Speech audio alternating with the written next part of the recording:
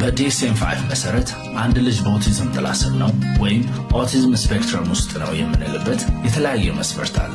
ነገር ግን እነዚህ መስፈርቶች ልጁን ከመመደብ ወይም ካቴጎራይዝ ከማድረግ ጋር በፍጹም አይገናኙም።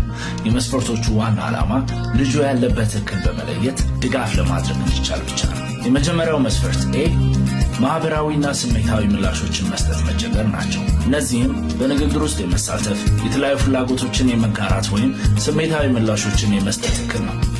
በሁለተኛ ደረጃ የምናገኘው ለማህበራዊ መስተጋብር ወይም ግንኙነት የሚያገለግሉ የቃል ያልሆኑ ወይም ነን ቨርባል የምንላቸው የመግባቢያ መንገዶችን መጠቀም አለመቻል ነው። እነሱም የአይን ግንኙነት፣ ቦዲ ላንጉጅ እና የተለያዩ ምልክቶችን በአግባቡ መጠቀም አለመቻል ሲሆን በሶስተኛ ደረጃ የተቀመጠው ደግሞ የተለያዩ ግንኙነቶችን ማዳበር፣ መጠበቅና የመረዳት እክል ነው። ይህም ከኩዮቻቸው ጋር የመጫወት፣ ጓደኝነት የመመስረት ወይም ባህሪን ከአውድ ጋር የማጣጣም ችግሮች ይታይባቸዋል።